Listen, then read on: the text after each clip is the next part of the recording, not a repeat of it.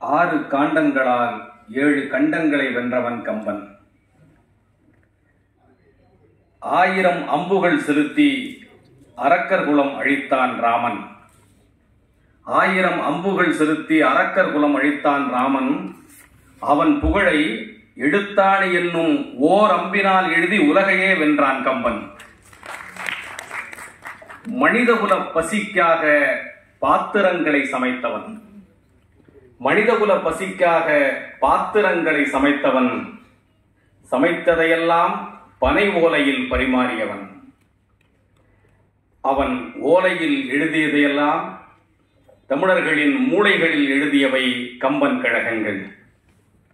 பல நகரங்களில் கம்பன் கழகங்கள் இருந்தாலும் தலைநகரத்தில் கம்பன் கழகம் இருப்பது ஒரு தனி சிறப்புதான். அந்த வகையில் 2ஆம் ஆண்டாய் இந்த டெல்லி கம்பன் கழகம் கம்பனுக்கு விழா கொண்டாடி சிறப்பிக்கிறது. நிகழ்வுகளின் தொடக்கமாக வரவேற்புரை தொடங்கி பட்டிமன்றம், கவியரங்கம், வழக்காடு மன்றம், விருது வழங்கும் மன்றம் என்று பல நிகழ்வுகளும் தொடர்ந்து நடைபெற இருக்கின்றன.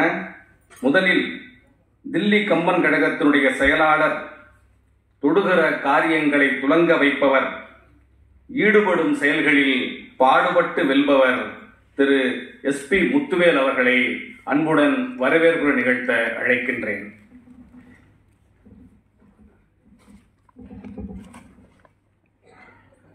வாழ்க தமிழ், வெல்காரம், ஓங்குக கம்பன் புகழ்.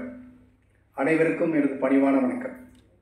டெல்லி கம்பன் கழகம் அதன் முதலாண்டில் பல நற்பணிகளை உள்நாட்டிலும் அயல்நாடுகளிலும் செய்து தற்போது 2ஆம் ஆண்டில் அடியெடுத்து வைக்கிறது என்பதை மிக்க மகிழ்ச்சியுடன் தெரிவித்துக் கொள்கின்றேன்.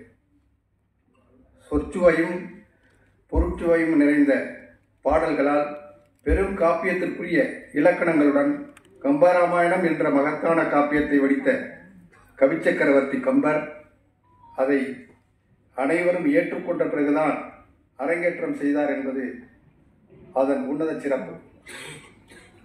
அத்தகைய பெருமைமிகு காப்பியத்தை அடுத்த தலைமுறைக்கு எடுத்துச் செல்லும் அற்புதமான பணியை சிறப்பாக செய்து வருகின்ற தமிழ் ஆய்ந்த அறிஞர் பெருமக்களாகிய மலேசிய நாட்டு முன்னாள் அமைச்சரும் தற்போதைய நாடாளுமன்ற உறுப்பினருமாகிய மாண்புமிகு டத்தோ ஸ்ரீ சரவணன் ஐயா அவர்களையும், சென்ற ஆண்டு டெல்லி கம்பன் கழக தொடக்க விழாவில் பங்கேற்று சிறப்பித்து இந்த ஆண்டும் இந்த விழாவை சிறப்பிக்க வந்திருக்கின்ற பெருமக்களான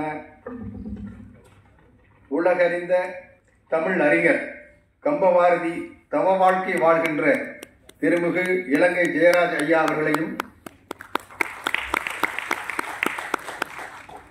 அறம் செய்யும் யோகி, அற்புத இலக்கிய பேச்சாளர், நல்ல ஓவியர், ஒழுக்கமுடைய திரையுலக மார்க்கண்டேயர் ஐயா திருமிகு சிவகுமார் அவர்களையும், வள்ளியம்மை அறக்கட்டளையின் மதிப்புக்குரிய ஐயா முனைவர் சேதுகுமரன் அவர்களையும், 75 புத்தகங்களுக்கு மேலாக படைத்து பல கவியரங்கங்களை தலைமையேற்று நடத்தி கொண்டிருக்கும் கவிஞர் மரபின் மைந்தன் திருமிகு முத்தையா அவர்களையும், நாடுகள் பல சென்று பல பேச்சு அரங்கங்களையும் இலக்கிய நிகழ்ச்சிகளையும் சிறப்புடன் நடத்தி கொண்டிருக்கும் முனைவர் ரா மாது அவர்களையும்,